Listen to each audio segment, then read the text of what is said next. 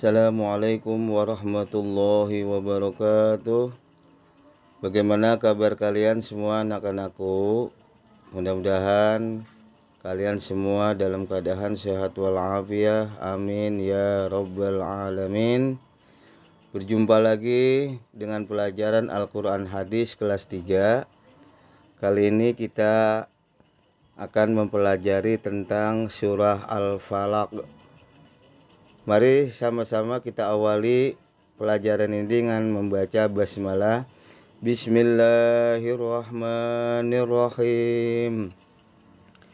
Anak-anakku sekalian, surah Al-Falaq adalah surah yang ke-113 di dalam Al-Quran. Surah Al-Falaq ini terdiri dari 5 ayat, diturunkan di kota Mekah, termasuk golongan surah Makkiyah. Artinya surah yang diturunkan di kota Makkah. Lafaz Al-Falaq artinya adalah waktu subuh. Surah Al-Falaq bersama surah An-Nas disebut juga dengan Al-Mu'awizatain, yaitu 2 surah yang menuntun pembacanya menuju tempat perlindungan. Kedua surah ini juga dinamakan dengan Al-Muqassasyaitun, yaitu 2 surah yang membebaskan manusia dari sifat kemunafikan. Anak-anakku sekalian, mari sama-sama kita membaca surah Al-Falaq ini. Bismillahirrahmanirrahim. Qul a'udzu birabbil falaq min syarri ma khalaq wa min syarri ghasiqin idza waqab wa min syarri naffatsati fil 'uqad wa min syarri hasidin idza hasad.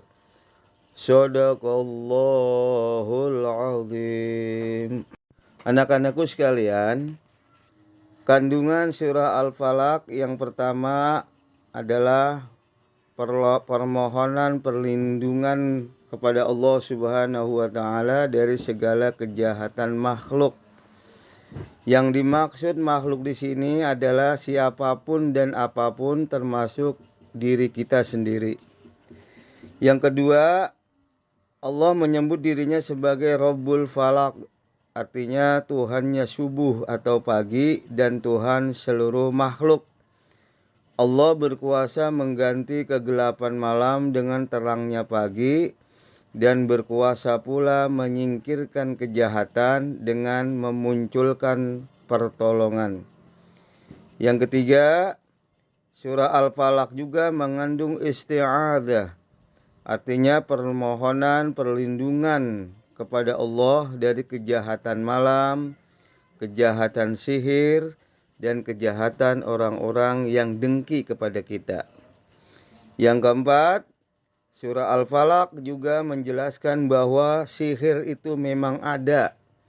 Oleh karena itu manusia harus berlindung kepada Allah, bukan kepada makhluk yang lain.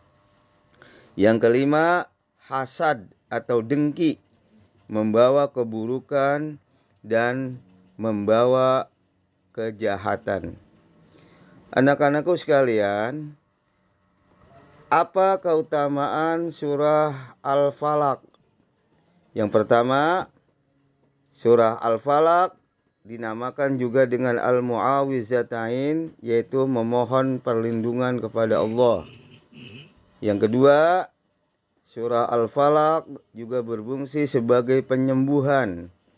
Hal ini didasarkan pada hadis Nabi dari Aisyah bahwa Rasulullah Shallallahu Alaihi Wasallam apabila sakit, beliau membaca untuk dirinya sendiri surah Al-Mu'awizatain, yaitu surah An-Nas dan surah Al-Falaq, dan meniupkannya pada tubuhnya. Jika sakit itu menyulitkan dirinya, maka aku akan membacakannya untuk beliau dan keusapkan ke badannya, berharap keberkahan firman Allah itu. Dan yang ketiga, surah Al-Falaq Keutamaannya adalah sebagai zikir pagi dan petang atau pagi dan sore. Hal ini didasarkan pada hadis Nabi dari Abdullah bin Khubaib yang menyatakan, suatu hari ketika kami keluar pada malam yang hujan deras dan gelap, kami mendatangi Rasulullah dan meminta beliau untuk sholat bersama kami. Ketika saya, Abdullah bin Khubaib, menemui Rasulullah, beliau menyuruh saya untuk membaca, namun saya tidak membaca apapun. Beliau menyuruh lagi, bacalah. Saya tetap tidak akan membacanya. Sampai akhirnya beliau menyuruh saya untuk yang ketiga kalinya. Lalu saya bertanya, apa yang harus kami baca ya Rasulullah? Kemudian Rasulullah menjawab, bacalah Qul huwallahu ahad, surah Al-Ikhlas, dan Al-Mu'awizatain, yaitu surah Al-Nas dan surah Al-Falaq, pada waktu pagi dan sore hari 3 kali. Sesungguhnya membaca itu sudah cukup untukmu segala sesuatu. Anak-anakku sekalian, inilah materi penjelasan tentang surah Al-Falaq.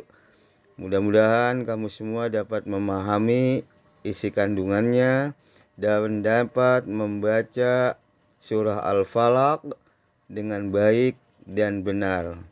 Mari sama-sama kita tutup materi pelajaran ini dengan membaca hamdalah. Alhamdulillahirabbil alamin. Assalamualaikum warahmatullahi wabarakatuh.